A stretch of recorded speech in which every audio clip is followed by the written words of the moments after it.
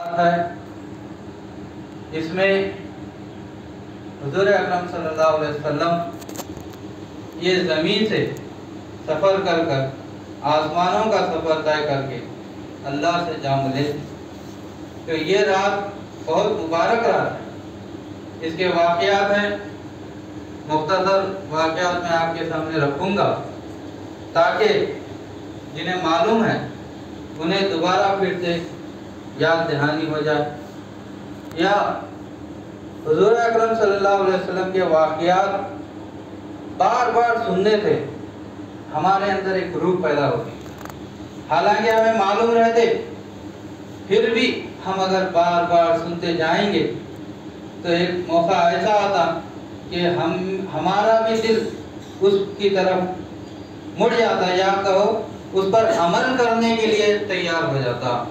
اسی لیے قرآن کریم کو بار بار پڑھنے کا حکم ہے۔ قرآن کریم بار بار پڑھا جاتا ہے، کیوں؟ آج جو قرآن پڑھے کل بھی وہی پڑھ رہے، بار بار کیوں پڑھنا ہے؟ کیونکہ آج ہم اگر عمل نہیں کرے تو کل جب پڑھیں گے تو شاید اللہ کی طرف سے ہدایت ہو جائے اور اس پر ہم عمل پیدا ہو جائے۔ تو اسی طرح حضور اکرم صلی اللہ علیہ وسلم کے واقعات بھی جب ہم بتاتے ہیں تو غور سے سننا چاہیے، اس سے ہمارا ایمان تازہ ہو جاتا، ایمان مضبوط ہو جاتا اور عمل کرنے کے لیے ہمارا دل تیار ہو جاتا۔ تو برکت یہ جو معراج کی رات ہے، ویسے تو ہم جانتے ہیں 3 راتیں ہیں، جگنے کی راتیں 3 ہیں، شب معراج، شب برات اور شب قدر۔ تو یہ شب معراج رجب کے مہینے میں آتی ہے، اور یہ کب ہوئی اس میں تاریخ کا اختلاف ہے، کب ہوئی یہ تاریخ کا اختلاف ہے۔ اس کے اندر برکت بتایا یہ جاتا ہے کہ حضور اکرم صلی اللہ علیہ وسلم کے دعوے کے بعد 10 یا 11ویں سال معراج ہوئی۔ اس وقت کیا تھا؟ حضرت ابو طالب رضی اللہ تعالیٰ، حضرت ابو طالب جو ہیں آپ کے چچا، ان کا انتقال ہو گیا۔ آپ حضور اکرم صلی اللہ علیہ وسلم کے بہت قریب تھے، تو وہ دکھ حضور اکرم صلی اللہ علیہ وسلم کے دل میں تھے۔ آپ حضرت خدیجہ رضی اللہ تعالیٰ عنہ جو اماں جان ہیں حضور اکرم صلی اللہ علیہ وسلم کے اہلیہ، پہلی زوجہ، آپ نے حضور اکرم صلی اللہ علیہ وسلم کے لیے قربانیاں، بے انتہا قربانیاں دی، ہر موڑ پر حضور اکرم صلی اللہ علیہ وسلم کا ساتھ دیا، اور 25 سال میں آپ نے شادی کی حضور اکرم صلی اللہ علیہ وسلم نے، تقریباً 25-26 سال حضور اکرم صلی اللہ علیہ وسلم کے ساتھ اماں جان رہے۔ اس وقت حضرت خدیجہ رضی اللہ تعالیٰ عنہ اماں جان کا بھی وصال ہو گیا، تو وہ درد حضور اکرم صلی اللہ علیہ وسلم کو بہت ستا رہا تھا، اور مکے کے لوگ تنگ کر دیے، تبلیغ کرنے نہیں دے رہے، رستہ بند کر دیے، شعب ابی طالب کے جیسا امتحان رکھ دیے، کھانے پینے کو ہر چیز سے بیکاٹ۔ تو وہ واقعات میں بھی بہت سارے چیزیں ہیں کہ کھانے کو کھانا نہیں تھا، تو وہ چمڑا ہے تو وہ چمڑے کو بھون کے کھا رہا۔ ایسے واقعات ہیں حضور اکرم صلی اللہ علیہ وسلم کے۔ آپ صلی اللہ علیہ وسلم فرماتے ہیں مخلوق میں سب سے زیادہ تکلیف انبیاء اکرام کو ہوئی، اور انبیاء اکرام میں سب سے زیادہ تکلیف مجھے ہوئی۔ تو سب سے زیادہ تکلیف اس دنیا میں اٹھانے والا وجود اگر ہے تو وہ حضور اکرم صلی اللہ علیہ وسلم کا ہی وجود ہے۔ ہر وقت کچھ نہ کچھ آزمائش تھی، مگر حضور اکرم صلی اللہ علیہ وسلم لبیک کہہ کر وہ آزمائش سے پار ہو جاتے تھے اور اللہ کا شکر ادا کرتے تھے۔ یہ حضور اکرم صلی اللہ علیہ وسلم کا نمونہ ہے ہمارے لیے۔ لقد کان لکم فی رسول اللہ اسوۃ حسنہ، حضور اکرم صلی اللہ علیہ وسلم کا نمونہ تمہارے لیے بہتر ہے، اللہ تعالیٰ فرماتا ہے۔ تو جب بھی آپ دین کے لیے کچھ کام کے لیے اٹھیں گے تو آزمائشیں آتے، پریشانیاں آتے، حکومت خلاف ہو جاتی، لوگ خلاف ہو جاتے، بہت بڑے پریشانی آتے، لیکن اس وقت صبر کرنا یہ حضور اکرم صلی اللہ علیہ وسلم کی سنت ہے، اس پر عمل کرو، اللہ تمہارے کو اس کے انعامات دیتا۔ تو بہرکہ ایسے واقعات حضور اکرم صلی اللہ علیہ وسلم کے ساتھ گزرے، تو آپ صلی اللہ علیہ وسلم بہت ہی غم میں اس وقت مبتلا تھے، تو اس وقت اللہ تعالیٰ نے حضور اکرم صلی اللہ علیہ وسلم کو اپنے طرف بلاتا ہے، اپنے محبوب کو اپنے پاس بلاتا ہے۔ تو جبرائیل علیہ السلام آتے ہیں، حضور اکرم صلی اللہ علیہ وسلم سے فرماتے ہیں کہ اللہ نے آپ کو بلایا ہے۔ مختصر میں واقعات بتا کر آگے بڑھوں گا۔ جبرائیل علیہ السلام آ کر کہتے ہیں کہ اللہ نے آپ کو بلایا ہے، اور سواری کے لیے براق آتی ہے۔ براق میں عورت کی صورت ہے، مور کی دم ہے، الگ الگ جانوروں کے الگ الگ حصے ہیں۔ برگب جو میں نے نظم پڑھی، ایک عورت کی صورت میں براق پیاری، بڑی سوئے حضرت پہ جان ساری، لگی کہنے میں ہوں آپ کی سواری، کہ اب میرے ذمے ہے خدمت گزاری، چلی جب سواری رسول خدا کی، نظر آ گئی منزل ان کو ساری۔ تو یہ عورت کی صورت میں براق آئی تھی۔ براق پر حضور اکرم صلی اللہ علیہ وسلم سوار ہوئے۔ اس کا روحانی فلسفہ آگے بتایا جائے گا۔ اب یہ واقعات جو گزرے ہیں، اور ایک چیز لوگوں میں یہ بھی جھگڑا ہے کہ کیا معراج روحانی تھی یا جسمانی تھی، یہ بھی جھگڑا ہے۔ اب جو جیسا سمجھتا اس کو ویسا سمجھ میں آتے رہتا، مگر حقیقت میں اگر دیکھیں گے تو روح جسم سے الگ نہیں ہے۔ معراج عین بیداری میں ہوئی، بیداری میں روح جسم سے الگ نہیں ہوتی۔ جسم اور روح جب ایک رہتے ہیں تو اس وقت بیداری رہتی نا۔ جسم الگ ہو گئی تو جسم سے روح الگ ہو گئی تو بیدار رہتا ہے انسان؟ نہیں رہتا۔ تو بہرکہ جب حضور اکرم صلی اللہ علیہ وسلم براق پر سوار ہوئے، رات کا وقت تھا، براق پر سوار ہوئے، اب وہ برق، براق کیا ہے؟ برق سے ہے۔ برق بولے تو بجلی۔ بجلی کیسا؟ بجلی کی اسپیڈ کیا ہے؟ 3 لاکھ کلومیٹر پر سیکنڈ۔ ایک سیکنڈ میں 3 لاکھ کلومیٹر چلے جاتی ہیں۔ اسی لیے جب بادل گرجتے ہیں، بجلی دکھ جاتی، مگر آواز کتنی کی دیر کے بعد آتی۔ تو مطلب کیا؟ وہ بجلی، وہ لائٹ کی اسپیڈ ہے، وہ اتنی اسپیڈ آتی وہ۔ تو برق سے براق ہے، یعنی براق ایسی سواری ہے کہ سیکنڈوں میں ہے نا، کئی میلوں دور ہے نا، ہزاروں میلوں دور سفر کرانے والی۔ اسی لیے یہ واقعات میں آپ دیکھیں گے حضور اکرم صلی اللہ علیہ وسلم جاتے ہیں معراج میں، جا کر ملاقات کر کے آ جاتے ہیں۔ یہاں پر کیا ہے؟ دروازے کا کنڈا ہلتا ہوا ہی، اور آپ کا بستر گرم ہی تھا، بستر بھی ٹھنڈا نہیں ہوا، دروازے کا کنڈا بھی ہلنا بند نہیں ہوا۔ معراج کو جا کر حضور اکرم صلی اللہ علیہ وسلم آ بھی گئے۔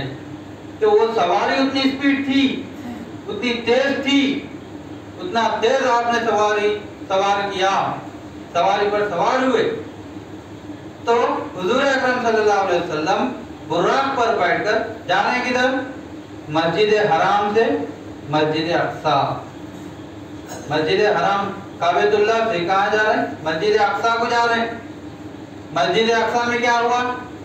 1,24,000 انبیاء کرام وہاں پر جمع ہیں، پورے نبیوں وہاں پر جمع ہیں۔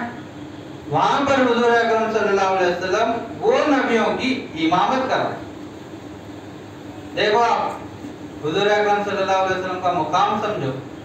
آپ صلی اللہ علیہ وسلم سے پہلے جو انبیاء کرام آئے، 1,24,000 انبیاء کرام جو آئے، سارے کے سارے آپ کے مقتدی بنے ہوئے ہیں، اور آپ صلی اللہ علیہ وسلم امام بن کر نماز پڑھا رہے ہیں۔ تو وہاں پر نماز پڑھے۔ اب اس کے بعد آج بھی بتا دیں واقعات میں کہ مسجد اقصی میں وہ براق جہاں ٹھہری تھی وہ جگہ بھی آج بھی ہے بتاتے ہیں. وہ جگہ کہاں تھی وہ سب تاریخ میں ہے. وہ اس پہ جس کو ڈاؤٹ آیا تھا جس کو شک آیا تھا اس کے بارے میں سوالات کرے. روایات میں ہے کہ مسجد اقصی میں وہ جگہ کہاں ہے یہ جگہ کہاں ہے کیونکہ حضور اکرم صلی اللہ علیہ وسلم کبھی نہیں گئے تھے مسجد اقصی کو. تو لوگ پوچھنے والے پوچھے کہ مسجد اقصی میں وہ جگہ کہاں ہے تو آپ صلی اللہ علیہ وسلم نے فلاں جگہ وہ ہے فلاں جگہ وہ ہے فلاں جگہ یہ ہے ساری چیزیں ہیں نا آپ صلی اللہ علیہ وسلم بتا رہے ہیں. تو اس سے لوگوں کو وہ چیز مضبوط ہو گئی یعنی یقین ہو گیا کہ حضور اکرم صلی اللہ علیہ وسلم حقیقت میں معراج کو گئے. تو وہاں پر امامت کر رہے ہیں. اب اس کے بعد حضور اکرم صلی اللہ علیہ وسلم کا سفر آسمانوں کی طرف ہوا. براق پر بیٹھ کر آپ صلی اللہ علیہ وسلم آسمانوں پر سفر کر رہے ہیں. پہلے آسمان پر گئے آدم علیہ السلام سے ملاقات ہوئی. 7 آسمانوں میں نبیاں جتنے نبیاں تھے 1,24,000 انبیاء اکرام 7 آسمانوں میں ان کے مقامات ہیں. تو آدم علیہ السلام سے ملاقات کرنا مطلب کیا آدم کی صفت والے جتنے بھی انبیاء ہیں سارے ہیں وہاں پر آپ صلی اللہ علیہ وسلم سے ملاقات کر رہے ہیں. پھر دوسرے آسمان میں گئے تو یحییٰ علیہ السلام سے ملاقات ہوئی.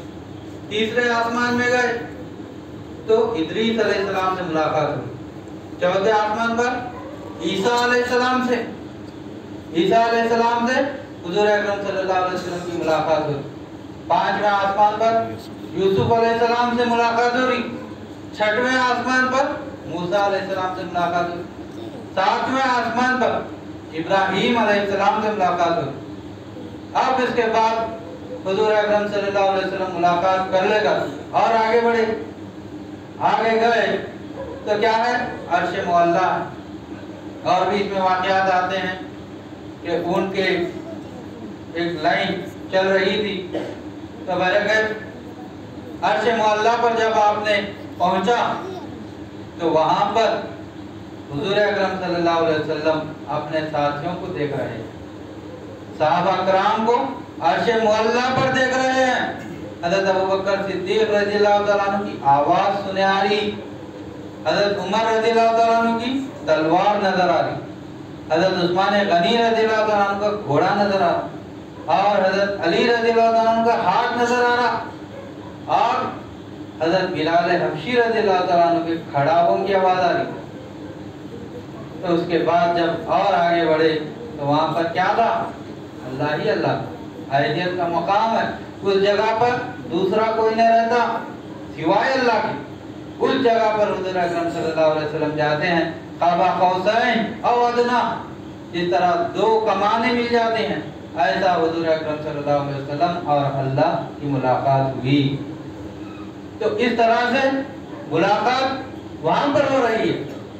معراج میں حضور اکرم صلی اللہ علیہ وسلم اور اللہ کی ملاقات ہو رہی ہے. اب اس کے بعد پھر واپس ہوئی. تو یہاں پر لوگ یہ روایت بیان کرتے ہیں کہ حضور اکرم صلی اللہ علیہ وسلم 50 نمازیں لے کر آئے. تو موسیٰ علیہ السلام بولے کہ آپ کی امت اتنی نمازیں نہیں پڑھ سکتی لہذا آپ اس سے کم کرا لیتے. آپ پھر گئے حضور اکرم صلی اللہ علیہ وسلم 5 وقت کی کم کرا 45 وقت کی نماز تھی.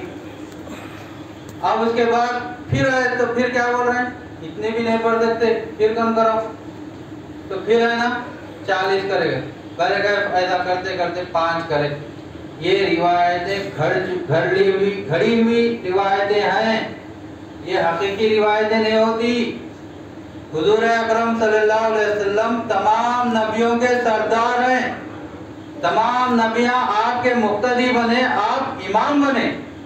آپ کہتے ہیں انا ابو الانبیاء تمام نبیوں کا باپ ہوں میں. آپ خاتم النبیین ہیں.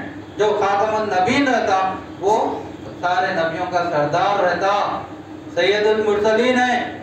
آپ سے بڑھ کر موسیٰ علیہ السلام کو معلوم ہے کیا حضور اکرم صلی اللہ علیہ وسلم سے زیادہ موسیٰ علیہ السلام کو معلوم ہے کیا. قرآن کریم آپ پر نازل ہوا نماز آپ پر نازل ہو رہی ہر چیز دین اسلام مکمل آپ پر ہو رہا، موسیٰ علیہ السلام یہاں پر مشورہ دے رہے ہیں، ایسا کیسا بھائی؟ کیا حضور اکرم صلی اللہ علیہ وسلم کو نہیں معلوم تھا امت کتنا پڑتی؟ وہاں پر اللہ کو بول نہیں سکتے تھے؟ کیا اللہ نہیں جانتا تھا کہ حضور اکرم صلی اللہ علیہ وسلم کی امت کتنے وقت کی نماز پڑھیں گی؟ اللہ نہیں جانتا کیا؟ موسیٰ علیہ السلام مشورے دیے تو اللہ کام کرتا۔ یہ کیا ہے بولے تو جب اسلام غالب ہوا مکے میں تو اس کے بعد وہاں پر جو یہود و نصارہ تھے، یہودیاں اور عیسائیاں جو تھے، وہ لوگ اسلام کے غلبے کو دیکھ کر ڈر کے اسلام قبول کر لیے، کیونکہ وہاں حکم آ گیا تھا 4 مہینے۔ اب اگر 4 مہینے کے بعد مکے میں رہنا ہے تو مسلمان ہو کر رہنا، نہیں تو مکہ چھوڑ کے جاؤ۔ نہیں تو سورہ توبہ کے آیتیں اترے تھی کہ گھات لگا کر مارو، چن چن کے مارو، بھگا بھگا کے مارو، یہ آیتیں بھی اتری تھی۔ تو ڈر گئے وہ لوگ، ڈر کے اسلام قبول کر لیے، مگر دل میں ایمان نہیں تھا۔ اللہ تعالیٰ قرآن کریم میں فرماتا ہے کہ فتح کے بعد ایمان نہیں ہوتا۔ ایمان کیا ہے؟ غیب پر رہنا، غیب پر ایمان ہے۔ فتح ہونے کے بعد غیب کہیں گا؟ یہاں پر تو ڈر کے ایمان لے کر ہے وہ لوگ۔ تو ایسے لوگ جو ڈر کے اسلام میں تو آ گئے مگر اندر سے پرانے عقیدے نہیں گئے تھے۔ موسیٰ علیہ السلام کی محبت نہیں گئی تھی، عیسیٰ علیہ السلام کی محبت نہیں گئی تھی۔ ایسے لوگ کیا کرے؟ جھوٹے احادیث گھڑنے لگے۔ حضور اکرم صلی اللہ علیہ وسلم کا نام لینا اور دوسرے صحابی کا نام جو قریب ہیں حضور اکرم صلی اللہ علیہ وسلم کی، ان کا نام لینا، فلاں صحابی نے کہا میں یہ سنا، اس طرح سے ہے نا بیان کرے، اپنی طرف سے گھڑ لینا۔ اس میں کیا ہوتا؟ حضور اکرم صلی اللہ علیہ وسلم کی شان گھٹ جاتی۔ اپنے نبی کو بڑا بتانے کے لیے ایسے احادیث کھڑے ہوئے ہیں۔ اسی لیے احادیث کو اگر صحیح غلط پرکھنا ہے تو وہ حدیث، کون سی بھی حدیث لو، قرآن کریم سے اگر ٹکرا دی تو وہ حدیث غلط۔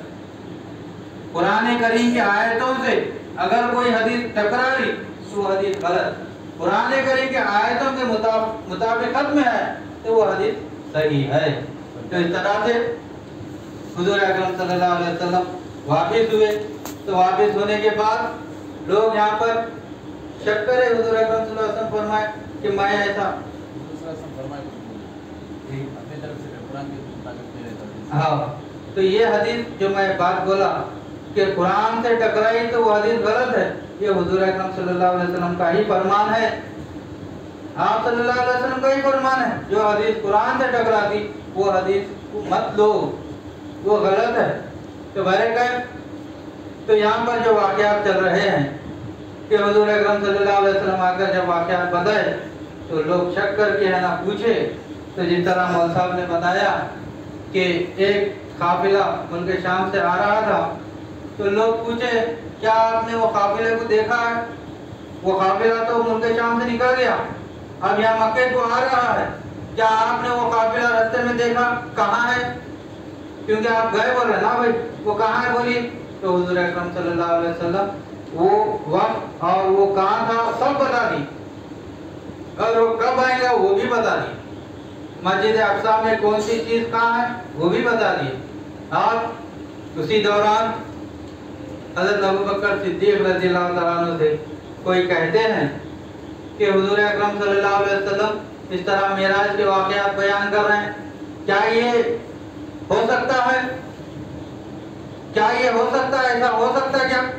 بول کے ایسا واقعات حضرت ابوبکر صدیق رضی اللہ تعالیٰ عنہ کے سامنے کوئی بیان کر رہے ہیں، تو آپ حضرت ابوبکر صدیق رضی اللہ تعالیٰ عنہ فرماتے ہیں کہ اگر حضور اکرم صلی اللہ علیہ وسلم اس سے بڑھ کر بھی کچھ بول دے تو میں اس کو تصدیق کروں گا، وہ سچ رہیں گی، وہ جھوٹ نہیں ہو سکتی۔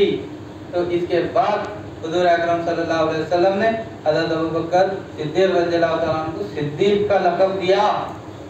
صدیق کیا ہے؟ سچے، صدق دل سے تصدیق کرنے والے۔ تو یہ لقب وہیں آیا حضرت ابوبکر صدیق رضی اللہ تعالیٰ عنہ، صدیق کا اللہ نے۔ تو یہ واقعات ہیں معراج کے۔ आप इसमें हुजूर अकरम सल्लल्लाहु अलैहि वसल्लम की शान बहुत बड़ी छुपी हुई है, बहुत आला शान इसमें छुपी हुई है, लोगों को समझने की जरूरत है। देखिए आप, जो सवारी हुजूर अकरम सल्लल्लाहु अलैहि वसल्लम को दी जा रही है वो कौन सी है? बुर्राक। बुर्राक है। बुर्राक क्या है? पूरे जानवरों का मजमुआ। आप देखेंगे एक एक नबी को एक एक सवारी दी गई। सुलेमान अलैहिस्सलाम की सवारी घोड़ा, सालेह अलैहिस्सलाम की सवारी ऊंट, और ईसा अलैहिस्सलाम की सवारी गधा। उनकी बाइबल में लिखा हुआ है। तो इस तरह हर नबी की एक एक सवारी है, मगर हुजूर अकरम सल्लल्लाहु अलैहि वसल्लम की सवारी तमाम जानवरों का मजमुआ है। तो ये कैसा है? नदियां हैं, कृष्णा नदी, गोदावरी, सब नदियां जाकर कहाँ मिल रहे हैं? समंदर में मिल रहे हैं। समंदर क्या है? तमाम नदियां नालों का समंदर सरदार है, इसी से निकले फिर इसी में जमा हो रहे हैं। तो बिल्कुल ऐसा ही हुजूर अकरम सल्लल्लाहु अलैहि वसल्लम की सवारी तमाम नबियों की सवारी का मजमुआ है। तो हुजूर अकरम सल्लल्लाहु अलैहि वसल्लम तमाम नबियों का मजमुआ है। आपके अंदर ईसा अलैहिस्सलाम भी है, यानी ईसा अलैहिस्सलाम की ताकत भी है, मूसा अलैहिस्सलाम की ताकत भी है, इब्राहीम अलैहिस्सलाम की ताकत भी है, दाऊद अलैहिस्सलाम की ताकत भी है। हर नबी की ताकत हुजूर अकरम सल्लल्लाहु अलैहि वसल्लम में है। क्यों? क्योंकि हुजूर अकरम सल्लल्लाहु अलैहि वसल्लम फरमाते हैं, अना मिन नूरुल्लाहि व कुल्लु शैइन मिन नूरी। मैं अल्लाह के नूर से हूँ और सारी कायनात मेरे नूर से है। तो वो मेरे नूर से है जो है ना, वही नूर से अंबिया इकराम बने। 1,24,000 अंबिया हुजूर अकरम सल्लल्लाहु अलैहि वसल्लम के नूर से हैं। आपके नूर के ज़र्रात हैं, और तमाम जब अंबिया के नूर को जमा करेंगे तो वो हुजूर अकरम सल्लल्लाहु अलैहि वसल्लम का नूर बन जाता। अल्लाह क्या है? अल्लाह नूरुस समावाति वल अर्द। अल्लाह नूर है, वही नूर हुजूर अकरम सल्लल्लाहु अलैहि वसल्लम में जाहिर हुआ। वही नूर मेराज में जाकर एक हो गया, वो एक हो गया, यही मेराज है। तो बहरे का ये बुर्राक जो सवारी है हुजूर अकरम सल्लल्लाहु अलैहि वसल्लम, ये जामे मखलूकात है। अब उसके बाद देखो आप मस्जिद अक्सा में तमाम नबियां मुक्तदी बने हुए हैं, आप इमाम बने हुए हैं। लोग क्या कर रहे हैं आज हमारे मुसलमान भाई? ईसा अलैहिस्सलाम, मूसा अलैहिस्सलाम, दाऊद अलैहिस्सलाम, मोहम्मद सल्लल्लाहु अलैहि वसल्लम, सबको एक लाइन में ठहरा कर कई को भाई पहला बेटा, दूसरा बेटा, तीसरा बेटा, बाप बोलते क्या? बच्चों के मुकाम पे बाप को खड़ा कर दें। बेटे सब एक लाइन में रहे तो बाप अलग रहता, बाप बेटों के बराबर नहीं होता।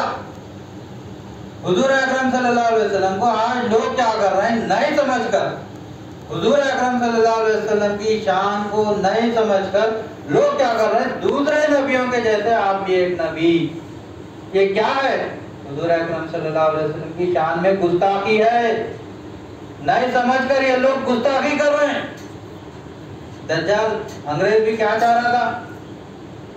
मुसलमान हुजूर अकरम सल्लल्लाहु अलैहि वसल्लम के इश्क में सब एक हो जा रहे हैं।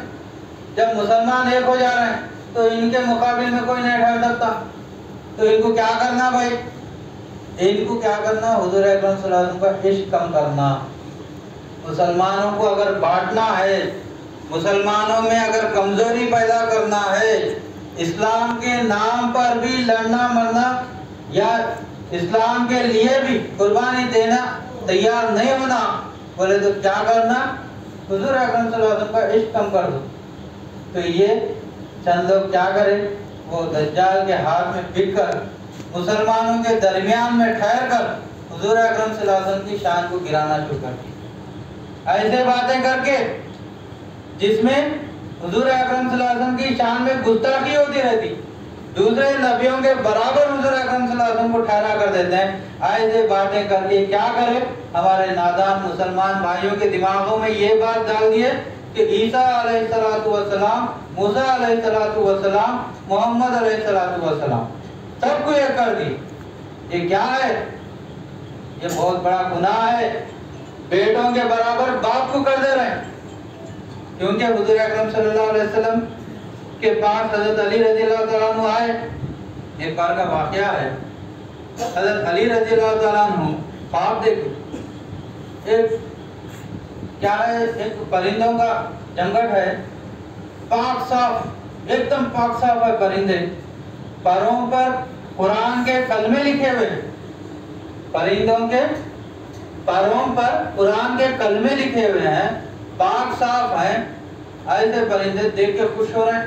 حضرت علی رضی اللہ عنہ بہت صاف، بہت اچھے دکھ رہے ہیں، خوش ہو رہے ہیں. تو بعد میں کیا ہو رہا ہے، اڑ کے گئے، جا کے بیٹھ کے کھا رہے ہیں. تو کیا کر رہے ہیں، ولادت کھا رہے ہیں. وہ پرندے ولادت کھا رہے ہیں. تو یہ خواب دیکھنے کے بعد حضرت علی رضی اللہ تعالیٰ عنہ حضور اکرم صلی اللہ علیہ وسلم کے دربار میں آ کے یہ خواب کی تعبیر پوچھتے ہیں کہ حضور میں نے اس طرح خواب دیکھا ہے، یہ پرندے اور یہ کیا ہے؟ تو حضور اکرم صلی اللہ علیہ وسلم فرماتے ہیں آخری زمانے میں علماء سو رہیں گے.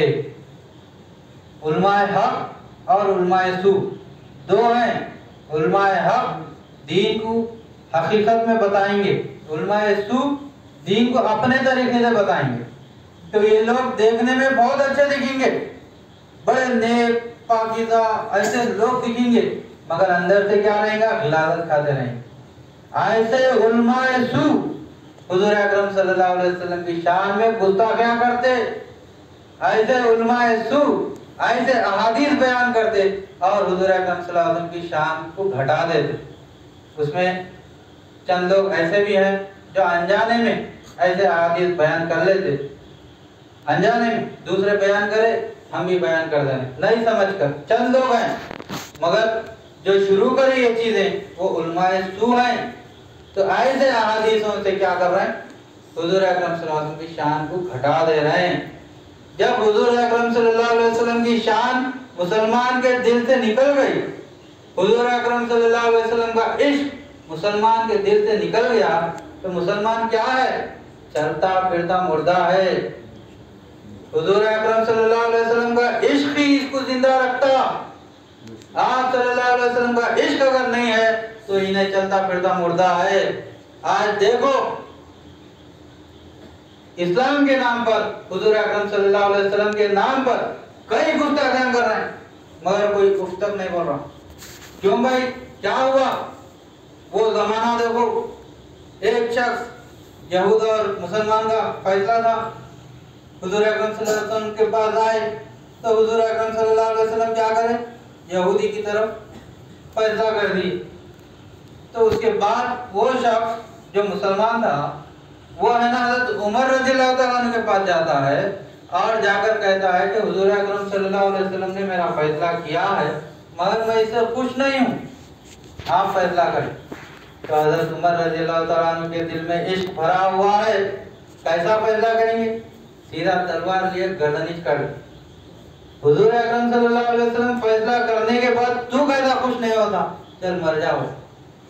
تو ایسا حضور اکرم صلی اللہ علیہ وسلم کی غریبی گستاخی دکھتی تو صحابہ کرام برداشت نہیں کرتے تھے، جان دینے لینے کے لیے تیار ہو جاتے تھے. آج مسلمان ہم بھی ہیں، کیا کر رہے ہیں، سکون سے صبح اٹھ رہے ہیں، کما رہے ہیں، کھا رہے ہیں، پی رہے ہیں، بیوی بچے کر رہے ہیں، بلڈنگاں بنا رہے ہیں، زندگی کھٹا رہے ہیں، مر جا رہے ہیں. اور جو حضور اکرم صلی اللہ علیہ وسلم کی شان میں گستاخی کرنا وہ تو برابر کر رہے ہیں، ایسے ایسے گستاخیاں کر رہے ہیں، مگر کوئی ہے نا اس تک نہیں بول رہے. وجہ کیا ہے؟ ایک تو ہمارے اندر ایمان کی کمی، اور وہ کمی کیوں آ رہی، حضور اکرم صلی اللہ علیہ وسلم کی عشق کی کمی ہے. سب سے پہلے بنیادی چیز یاد رکھو آپ لوگ، بنیادی چیز ہمارے ایمان کو مضبوط کرنے والی وہ حضور اکرم صلی اللہ علیہ وسلم کا عشق ہے. پیدا کرو اپنے اندر عشق. حضور اکرم صلی اللہ کے نام پر تھوڑا بھی گستاخی سننے کے لیے برداشت مت کریں، برداشت نہ کریں۔ جو ہوگا ہم لوگ ہر چیز قربان، سرکار کے لیے ساری چیزیں قربان، مگر سرکار کے نام پر انگلی اٹھنے نہیں دینا۔ یہ عشق پیدا کرنے کی ضرورت ہے۔ یہ عشق جب مسلمانوں میں پیدا ہو جائے گا، قسم خدا کی دنیا میں حاکم مسلمان رہیں گا۔ جس طرح صحابہ کرام حاکم تھے دنیا کے، آج بھی مسلمان حاکم رہیں گے۔ یہ عشق کی کمی ہے جو ہے نا مرتے جا رہے ہیں، مسلمان مر رہا ہر جگہ پہ۔ وجہ کیا؟ اس کی کمی، عشق کی کمی ہے۔ تو برکت یہ تو ہمارے اندر کی کامیابی ہے، اور چند علماء سو کی وجہ سے ہمارے مسلمان بھائیوں کے دلوں سے عشق نکل چکا، تو وہ عشق کو پیدا کرنا ضروری ہے۔ تو برکت وہاں پر حضور اکرم صلی اللہ علیہ وسلم انبیاء کرام آپ ہے نا امامت کر، تو آپ کا مقام کیا ہوا؟ امام کا ہوا، اور انبیاء مقتدی بن رہے۔ مقتدی اور امام کا رشتہ کیسا؟ امام اللہ اکبر بول کے رکوع میں گیا تو مقتدی بھی اللہ اکبر بول کے چلے جانا، وہاں پر سوال نہیں کرنا۔ آپ اللہ اکبر بول کے رکوع میں کہیں کو گئے اور ذری دیر ٹھہرنا تھا، اور میں سورہ پڑھ رہا تھا، پیچھے مقتدی بولتا کیا؟ یہاں پر امام صاحب نماز پڑھا رہے ہیں، سورہ پڑھ کے انہوں اللہ اکبر بول کے رکوع میں گئے، تو ایک مقتدی اٹھ کے ٹھہر کے بول رہا، ارے امام صاحب میرا ابھی سورہ فاتحہ نہیں ہوا، ٹھہرو ابھی رکوع میں نہ کو جاؤ۔ بولتا کیا کوئی؟ نہیں بولتا۔ نہیں کیوں نہیں بولتا؟ انہیں مقتدی کے مقام پر ہے اور انہیں امام کے مقام پر ہے۔ جب امام حکم کر دے رہا اللہ اکبر بول کے رکوع میں جانے کا، تو مقتدی تمام رکوع میں آ جاتے۔ بالکل اسی طرح حضور اکرم صلی اللہ علیہ وسلم امام ہیں اور تمام نبیاں مقتدی ہیں۔ یہاں پر سوال کرنا نہیں ہے، جو حکم حضور اکرم صلی اللہ علیہ وسلم کا ہو وہ حکم پر انبیاء کرام عمل کریں گے۔ قرآن کریم میں لَتُؤْمِنُنَّ بِهِ وَلَتَنْصُرُنَّهُ وَإِذْ أَخَذَ اللَّهُ مِيثَاقَ النَّبِيِّينَ لَمَا آتَيْتُكُم مِّن كِتَابٍ وَحِكْمَةٍ ثُمَّ جَاءَكُمْ رَسُولٌ مُصَدِّقٌ لِّمَا مَعَكُمْ لَتُؤْمِنُنَّ بِهِ وَلَتَنْصُرُنَّهُ۔ اللہ تعالیٰ فرما رہا ہے، دیکھو کیسے کھلے کھلے آیتیں ہیں، حضور اکرم صلی اللہ علیہ وسلم کی شان میں بیان اللہ تعالیٰ کر رہا ہے۔ آج بھی ہم ہے نا حضور اکرم صلی اللہ علیہ وسلم کے مقام کو نہیں سمجھ رہے، نہیں سمجھ کے گمراہ ہو کے دوسرے بھٹکتے ہوئے دوسرے راستوں پر جاتے جا رہے۔ تو اللہ تعالیٰ یہاں فرما رہا ہے کہ جب مصدق نبی یعنی تمام نبیوں کی تصدیق کرنے والا نبی آ جائیں گا، اور ایک چیز، کوئی نبی ایک دوسرے نبی کی تصدیق نہیں کر رہا۔ ایک نبی آتا تھا، اپنی قوم میں کام کرتا تھا، اس کی قوم میں ہے نا وہ کتاب جو اللہ کی طرف سے آتی تھی اس کو سنا دیتا تھا، کام کرتا نکل جاتا تھا۔ دوسرے نبیوں کی تصدیق نہیں کرتے تھے، صرف اور صرف حضور اکرم صلی اللہ علیہ وسلم کا ہی حق تھا، حق ہے کہ تمام نبیوں کی تصدیق کرے۔ آپ صلی اللہ علیہ وسلم تمام 1,24,000 نبیوں کی تصدیق کروائیں۔ کل آمن باللہ وملائکتہ وکتبہ ورسولہ، تمام نبیوں پر، تمام رسولوں پر آپ ایمان لے کر آئیں۔ آپ اور آپ کی امت مومنین تمام نبیوں پر ایمان لاتے ہیں۔ تو ایمان لانا مطلب کیا؟ تصدیق کرنا، وہ انبیاء اللہ کی طرف سے آئے، وہ لوگ سچے ہیں، اس بات کی ہم تصدیق کر رہے ہیں، یہ ایمان ہے نا ہمارا۔ تو ایسا حضور اکرم صلی اللہ علیہ وسلم مصدق بن کر آئے تو اللہ تعالیٰ فرماتا ہے لَتُؤْمِنُنَّ بِهِ وَلَتَنْصُرُنَّهُ، یعنی ضرور تمہیں ایمان لانا ہوگا اور ضرور تمہیں مدد کرنی ہوگی۔ کس کو بول رہا؟ انبیاء کرام، اللہ بول رہا کس کی؟ حضور اکرم صلی اللہ علیہ وسلم پر ایمان لانا اور مدد کرنا انبیاء کرام کو بول رہا۔ کب بول رہا؟ عالم ارواح میں، جب یہ کائنات ابھی بنی بھی نہیں تھی، اس وقت عالم ارواح میں اللہ تعالیٰ تمام نبیوں سے میثاق لے رہا کہ جب حضور اکرم صلی اللہ علیہ وسلم آئیں گے تو ان پر ایمان لا کر تم ہے نا ان کی مدد کرنا۔ تو تمام نبیاں اقرار کریں، ٹھیک ہے ہم کریں گے تو یہ وعدہ پورا ہوا. انبیاء کرام میثاق کرے نا بھائی, میثاق جو ہے انبیاء کرام سے لیا اللہ تعالیٰ, تو وہ وعدہ انبیاء کرام پورا کرے. کیسا کرے؟ جب حجۃ الوداع کا موقع ہے, آخری حج ہے, حجۃ الوداع ہے, تو حضور اکرم صلی اللہ علیہ وسلم کے دربار میں 1,24,000 صحابہ کرام بیٹھے ہوئے ہیں. تو آپ صلی اللہ علیہ وسلم فرماتے ہیں کہ جو کوئی ابراہیم علیہ السلام کو دیکھنا چاہتے ہیں, حضرت ابوبکر صدیق رضی اللہ تعالیٰ عنہ کو دیکھو. حضرت نوح علیہ السلام کو دیکھنا چاہتے ہیں تو حضرت عمر رضی اللہ تعالیٰ عنہ کو دیکھو. حضرت ادریس علیہ السلام کو دیکھنا چاہتے ہیں تو حضرت عثمان غنی رضی اللہ تعالیٰ عنہ کو دیکھو. حضرت یحییٰ علیہ السلام کو دیکھنا چاہتے ہیں تو حضرت عمر رضی اللہ تعالیٰ عنہ کو دیکھو, حضرت علی رضی اللہ تعالیٰ عنہ کو دیکھو. اور عیسیٰ ابن مریم, عیسیٰ علیہ السلام کو دیکھنا چاہتے ہیں تو حضرت ابو ذر غفاری رضی اللہ تعالیٰ عنہ کو دیکھو. اور آپ نے فرمایا ما من نبی الا لہ نذیر من امتی, یعنی ایسا کوئی نبی نہیں ہے جس کی نظیر میری امت میں نہ ہو. ہر نبی کی نظیر حضور اکرم صلی اللہ علیہ وسلم کی امت میں ہے. 1,24,000 صحابہ وہاں بیٹھے ہیں تو 1,24,000 انبیاء کی طاقتیں وہاں جمع ہو گئی. تو اللہ تعالیٰ جو وعدہ قرآن کریم میں لے رہا کہ جب وہ نبی آئیں گے تو تمہیں ان پر ایمان لانا اور ان کی مدد کرنی ہوگی, تو وہ انبیاء کرام کی طاقتیں صحابہ کرام میں آ کر وہ وعدہ پوری کر رہے ہیں. تو وہ صحابہ کرام حضور اکرم صلی اللہ علیہ وسلم کے ہر حکم کو لبیک کہہ, اطیعوا اللہ و اطیعوا الرسول, اطاعت کرنا ہمارا کام ہے, سوال کرنا ہمارا کام نہیں ہے. بظاہر اگر آپ کو کچھ اس سے تکلیف دکھ رہی, کچھ نقصان بھی دکھ رہا, تو اس کا نتیجہ جو رہتا وہ بہت بہتر رہتا. وہ نتیجہ اللہ کو معلوم ہے, اللہ بہتر جاننے والا ہے.